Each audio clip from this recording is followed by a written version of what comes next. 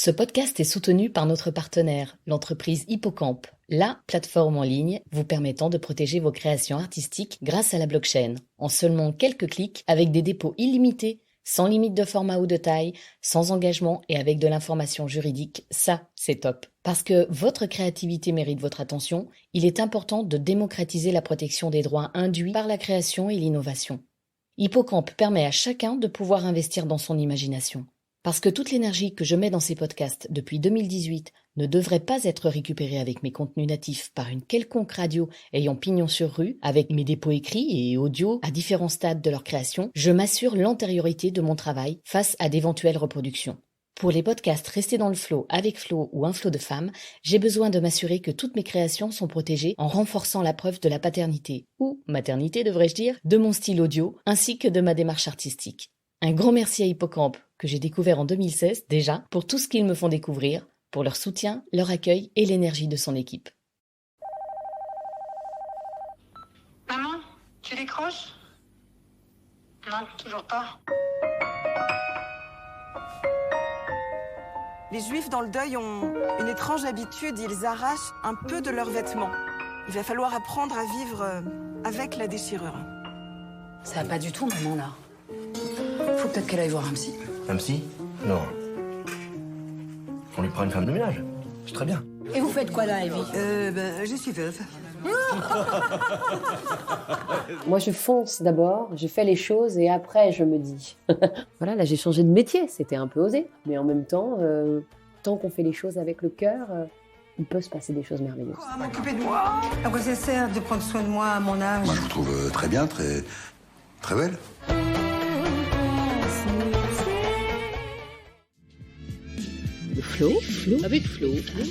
Avec Flo, les entretiens puissants au-delà de la résilience.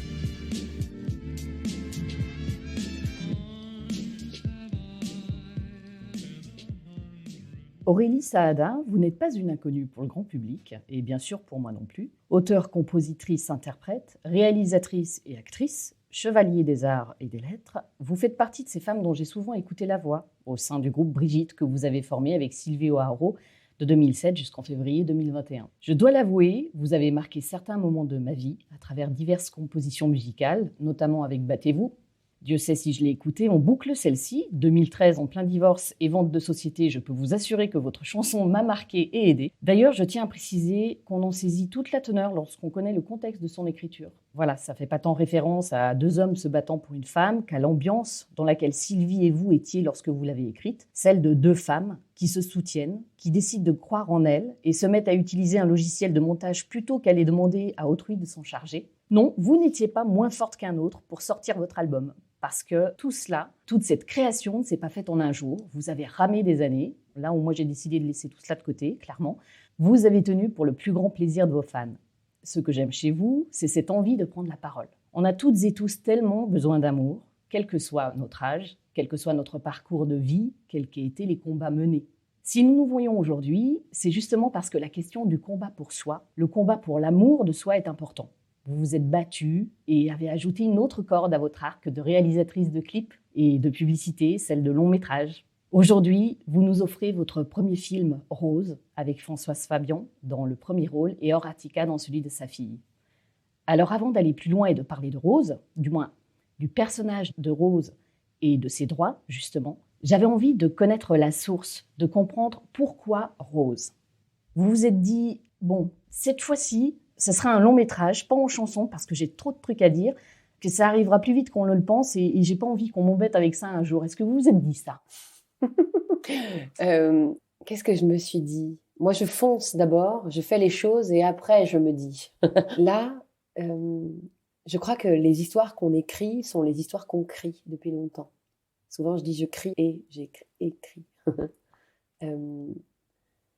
L'histoire de Rose, c'est l'histoire d'une révolution intime et d'une femme qui découvre à travers un deuil qu'elle est plus que ce qu'elle imaginait. Moi, quand j'avais 30 ans, j'avais 2 petites filles, je vivais une histoire merveilleuse avec un homme que j'aimais plus fort que tout depuis des années. Et cet homme nous quitte, s'en va, et il va vivre à 12 000 kilomètres de nous. Et moi, je croyais que je ne pouvais pas vivre sans lui. Je croyais que je n'aurais pas survécu sans lui. Je croyais qu'il n'y avait qu'avec lui que j'étais heureuse. Donc j'ai été totalement dévastée. Et en même temps, à travers ce deuil, parce que le deuil, ça peut être le deuil de la mort, ça peut être aussi le deuil d'une histoire, à travers ce deuil, j'ai découvert que j'étais plus forte que ce que j'imaginais. J'ai découvert quelque chose en moi que je ne soupçonnais pas, qui était une joie profonde. J'ai découvert que je pouvais tout à fait vivre sans lui, et même que ma vie sans lui allait peut-être être encore plus excitante et joyeuse et folle que ma vie avant. Et voilà, et ça, c'est des choses qu'on ne soupçonne pas quand on croit qu'on est heureux et qu'on ne pourra pas être plus heureux. On ne soupçonne jamais le bonheur qui peut nous attendre. On va dire que le parcours de Rose, c'est un parcours que j'ai vécu à 30 ans. À 30 ans, moi, j'ai cru que j'étais vieille. Et que c'est pour ça qu'il partait pour une plus jeune que moi. Vous imaginez comme c'est absurde de penser ça à 30 ans. Mais on est d'accord qu'à 30 ans, on a encore des tonnes de choses à vivre. Bien sûr. Et on n'a pas des tonnes de choses à vivre juste à 30 ans. On a des choses à vivre toute la vie. Et j'ai eu envie de placer cette histoire dans le corps d'une femme à l'aube de ses 80 ans, parce que je trouve qu'en plus, le corps des femmes âgées est totalement invisible dans notre société, leur désir aussi. Et voilà, et a priori, vieillir, c'est le chemin qu'on prend tous si ça se passe bien. Donc, quelque part, je me bats pour ma mère, pour mes grands-mères, pour mes tantes, pour voilà, des femmes qui m'ont marquée dans ma vie. Mais je me bats aussi pour moi. Puis je me bats aussi pour mes filles. Que nos corps et nos désirs, quels qu'ils soient, quel qu'en soit l'état, quel qu'en soit leur dégringolade ou leur rebondissement, qu'ils existent en fait, qu'ils ne soient pas tabous. On en a besoin en tout cas. Mais où tu vas avec ce maquillage aussi? Qu'est-ce que t'as en ce moment? Le dernier homme qui m'a dragué, c'était mon mari. Ton vœu le plus cher tout de suite maintenant. Baiser. Vous dites donc qu'on a le droit d'avoir une sexualité épanouie, même après un deuil, même après une vie avec le même homme pendant plus de 50 ans. C'est pas anodin non plus. Même quand on est mère, et se redonner cette place au centre, c'est quand même loin d'être simple, parce qu'on le voit bien dans le film avec Rose, de pouvoir se donner cette place de femme. Avant tout, dans tout le film, on voit la mère avec tous ses enfants, avec les repas familiaux, beaucoup de musique évidemment dans le film. C'est un film musical quand même, Rose. C'est un film où il y a énormément de musique, mais je ne pouvais pas y échapper. Mais c'est ce que je me Mais suis c'est dit. ça, c'est une femme qui découvre qu'elle n'est pas juste mère, grand-mère et veuve, mais qu'elle est une femme et qu'elle a le droit de jouir de son corps et de son désir jusqu'au bout de la vie. En fait, il n'y a aucune raison que les choses s'arrêtent. Et souvent, les pires limites, ce ne sont pas celles que la société nous impose, ça peut être celles qu'on s'impose soi-même. C'est le regard qu'on porte sur soi qui peut être bien plus violent encore que les regards qu'on peut porter sur nous. D'ailleurs, c'est ce qui se passe dans le film. Elle se retrouve plusieurs fois devant le miroir et son regard sur elle-même change.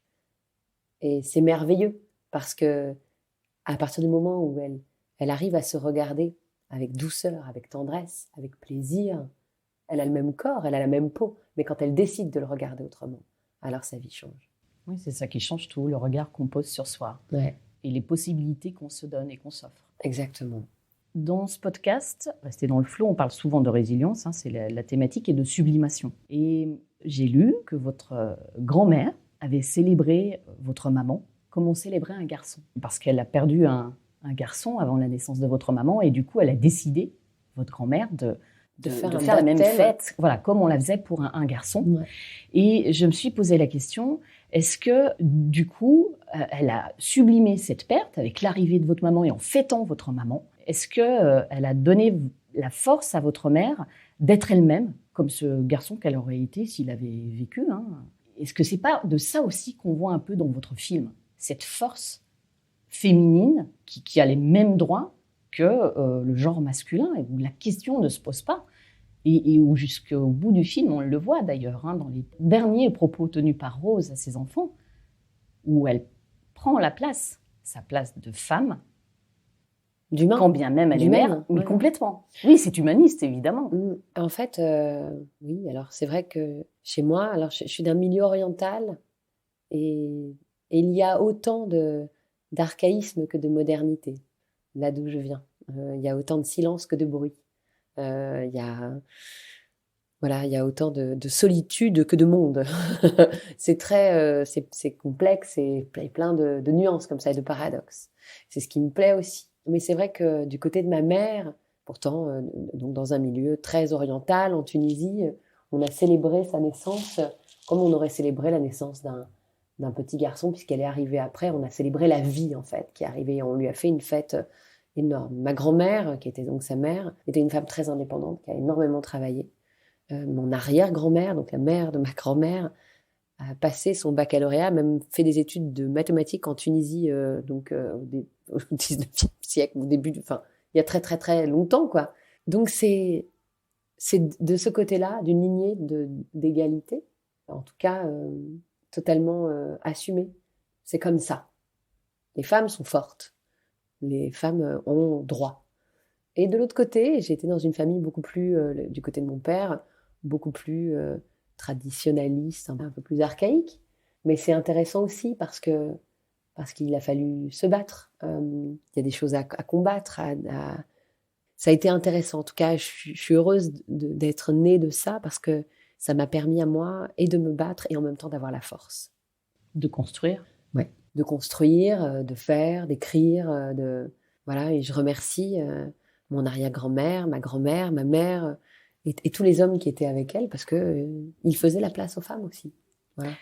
Mais ça, c'est pas anodin, parce que souvent, quand on parle de femmes fortes, on aurait tendance à dire femmes à fort caractère, des emmerdeuses, alors que c'est absolument pas ce qu'on entend dans vos propos ou ce qu'on ressent dans le film. Et c'est ça que je trouve magique.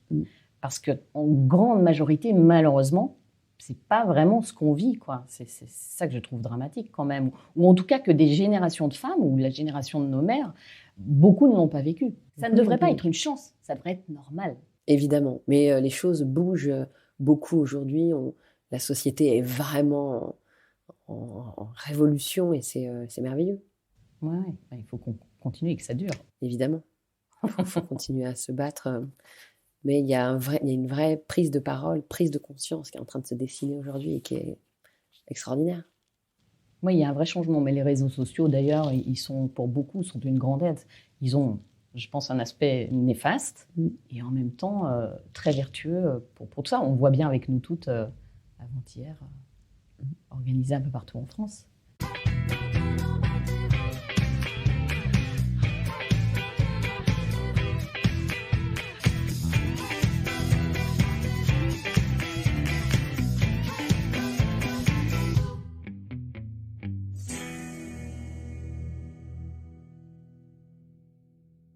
J'avais envie d'aborder, avant de terminer, il y a un sujet qui n'est pas traité dans votre film, et c'est un peu ce que je disais là avec les générations de femmes avant nous, où malheureusement, elles ont souvent un rapport au corps qui n'est pas le bon, qui est biaisé parce qu'elles peuvent avoir été violentées dans leur vie, soit de femmes, soit de filles. Est-ce que, selon vous, s'approprier sa sexualité, comme le fait Rose, c'est quand même pas une mince affaire, hein, c'est pas simple. Est-ce que vous avez pensé Rose avec une vie épanouie avec son mari?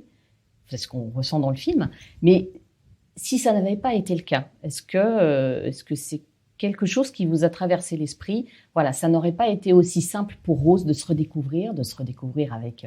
Non, alors non, c'était pas du tout ce que je voulais raconter. Parce que c'est une toute autre histoire. Moi, justement, je voulais raconter une femme heureuse qui n'imaginait pas qu'elle puisse être heureuse sans. Et qui découvre qu'elle est très heureuse sans. C'était ça qui m'intéressait. J'aurais trouvé ça beaucoup plus... c'était une autre histoire, peut-être plus simpliste, plus facile. Ah, elle était malheureuse avec son mari, il s'en va, et tout d'un coup, elle se découvre, elle est heureuse. Ça aurait été trop... J'aurais trouvé ça trop... C'était pas ça qui m'intéressait. J'aurais trouvé ça trop simple, trop évident. Je trouve que c'est encore plus difficile de renoncer à quelque chose qui nous a rendus heureux. C'est encore plus difficile de faire le deuil de quelqu'un qu'on a aimé que le deuil de quelqu'un qu'on n'a pas aimé. Donc c'est là où pour moi sa construction se passe. C'est qu'elle ne soupçonnait pas qu'elle pouvait être heureuse, toute seule, sans lui. C'est ça que je voulais raconter. Il y a des récits magnifiques de résilience, d'histoires terribles. Mais là, c'est pas ça. C'est que la vie, il y a quelque chose de très joyeux dans ce film. La vie, elle se réécrit sans cesse si on décide. Si on choisit la vie, il se passe des choses tout le temps. C'est ça, vous avez dit le mot-clé, c'est si on décide. Si on Et, décide. et j'ai trouvé, il y a une scène qui est, je trouve, magnifique dans le film où elle est avec sa fille dans une fête, avec des amis de sa fille, et on sent ce déclic, on sent cette décision qu'elle prend, de se donner le choix et de faire ce choix, de décider. Moi aussi, j'ai voix au chapitre, et moi aussi, il faut que je me donne les moyens. Et Elle prend la parole. complètement. Elle décide, C'est ça. elle veut jouer avec les autres. Elle prend la parole. Elle veut être dans la vie. Tout d'un coup, elle trouve ça merveilleux. Elle assiste à la vie. Elle veut en être. Et c'est quel choix merveilleux. Elle aurait pu se taire et se cacher, s'ennuyer, attendre que ça passe. Non. Elle a eu un déclic. Et je le souhaite à tout le monde. Mais c'est ce que j'allais vous dire, c'est exactement ça. C'est impossible de ne pas souhaiter ça au maximum de personnes qui vivent un deuil et qui vivent des choses dans leur chair, en fait. Hein, que ce soit un deuil en perdant une personne ou un deuil psychologique ou Bien suite sûr. à un traumatisme. On rit aussi un peu. Ah bah oui. Puis on a faim. Ah bah oui, on rit, il y a des super bonnes petites blagues. Et puis, ce qui est beau aussi, c'est que on voit tous les protocoles et en même temps, toute cette vie, toute cette musique, toutes ces chansons, on est complètement immergé dans une autre culture. Enfin, moi, j'adore. Après, J'avais vraiment envie de faire voyager le spectateur c'est ça. dans ma famille, en fait, dans mon univers. Je voulais qu'on ressente l'odeur des boulettes au cumin, du houmous, l'odeur de la fleur d'oranger. Je voulais que les sons, que les sons évoquent les musiques orientales qu'on écoute chez moi. J'avais envie que le spectateur ait l'impression d'être dans les dîners, d'être dans les fêtes, d'être dans les moments de deuil, dans les traditions. C'est absolument pas cliché d'ailleurs le rapport à ce milieu judéo-arabe dans le film. Je crois que j'ai essayé de le traiter comme on le traite assez peu au cinéma, où on en fait souvent des caricatures. Là, il y a toutes les nuances qu'il peut y avoir dans le judaïsme. Il y a des religieux, il y a des pas religieux du tout, il y a des gens qui croient, des gens qui croient pas. Il y a de la mixité, voilà. Et c'est ça qui était important pour moi, c'est que ça ressemble vraiment à ma famille, enfin, à ce milieu d'où je viens. Et puis finalement, le milieu, c'est le décor. J'ai une copine italienne qui m'a dit « Ah, c'est exactement pareil chez moi !» J'ai croisé une femme malienne à une avant-première. Elle m'a dit « C'est exactement, ça m'a tellement fait penser à ma famille. » Je me suis dit « Bon, bah alors, c'est que... » Mais c'est ça, c'est universel en même temps. Ouais. C'est-à-dire que moi aussi, j'ai retrouvé beaucoup de choses de ma famille italienne, beaucoup de choses aussi de la nounou de ma fille Lila Rose, quand on habitait Maison Alfort il y a 20 ans, et que elle était de Bijaya. Et j'étais dans cet univers-là, Mais c'est on la le famille. ressent, tout ça, mais complètement. Il s'agit d'une famille, donc une famille, c'est du silence dans le bruit, c'est des discussions, c'est de l'amour, il y a des choses agressives dans la famille, il y a quelque chose de très vivant. C'est le récit d'une famille, donc il y a tout ça à la fois. On peut se reconnaître dans une famille, je crois. Les moments aussi où toujours dans cette fête, on peut arriver à sentir, ou en tout cas moi je sais que c'est des moments que j'ai vécus où on est des moments festifs et où pourtant on se sent seul, d'une solitude profonde, jusqu'à ce qu'on décide de dire non, stop, on vit cet instant, on l'accueille, mais à un moment donné, il faut switcher. Et ça fonctionne très bien. Hein. Ah, c'est je cool. trouve que ça peut très bien fonctionner. Et toi, Rose, ce serait quoi ton plus grand vœu, là, maintenant, tout de suite? Que cette soirée ne finisse jamais. Maintenant, vous le savez, ce podcast s'appelle Rester dans le flow. Qu'est-ce que ça représente pour vous, être dans son flow, rester dans son flow? Est-ce que ça vous parle? Alors, rester dans mon flow, ça serait me surprendre toujours. Il y a quelques années, je prenais des cours de théâtre, il y a bien longtemps maintenant, peut-être 23 ans, je dis ça, 24, je sais plus. Et le premier exercice que notre professeur nous donne, c'était monter sur le plateau, étonnez-moi, étonnez-vous. J'ai pas du tout réussi à faire un truc ni qui m'a étonné, ni qui l'a étonné, j'ai complètement raté, et pendant des années, et encore jusqu'à aujourd'hui, je me dis, mais qu'est-ce que j'aurais pu faire? Qu'est-ce que j'aurais pu faire pour l'étonner et m'étonner? Et en fait, c'est une question que je me pose tout le temps. Je crois que dans la vie, il faut oser s'étonner soi-même, étonner les autres, ne pas rester justement dans des choses acquises, mais tenter l'aventure, se sentir vivant, oser, on dit sortir de sa zone de confort, cette espèce d'expression un peu à la mode, mais je crois que c'est ça, embrasser en tout cas les situations, et même les déboires, même les peines, ne pas en faire des fardeaux, mais en faire des chansons, en faire des histoires, oser la métamorphose. Faut pas avoir peur de ce qu'on est, de nos fragilités, de notre vulnérabilité. Faut avancer avec ça. Donc si je devais rester dans mon flow, je dirais un flow aventurier, quoi. Oui, c'est celui que vous vivez, en fait. Voilà, de changer de... Voilà, là, j'ai changé de métier, c'était un peu osé. Mais en même temps, tant qu'on fait les choses avec le cœur, il peut se passer des choses merveilleuses. Vous prêchez une convertie, mais ça, c'est sûr. En tout cas, moi, je suis contente que vous l'ayez fait, ce saut. C'est vrai, en France, c'est pas l'un des plus simples. Non. Mais qui ne tente rien à rien, d'abord. Et Ouais. puis, c'est en essayant qu'on se rend compte de toutes nos capacités. Ouais, il faut faire pour apprendre, de toute façon. Merci Aurélie. Merci beaucoup. Avec Flo, le podcast d'entretien intime, gai et combattant pour toutes celles et ceux qui veulent dépasser les obstacles de vie, découvrir le flow de la vie. Si vous aimez rester dans le flow, n'hésitez pas à le soutenir en laissant un avis 5 étoiles sur Apple Podcast ou sur la plateforme que vous aimez utiliser. Ainsi, vous participerez à faire découvrir à d'autres des histoires inspirantes, des parcours de vie de résilientes et contribuerez à redonner de l'espoir.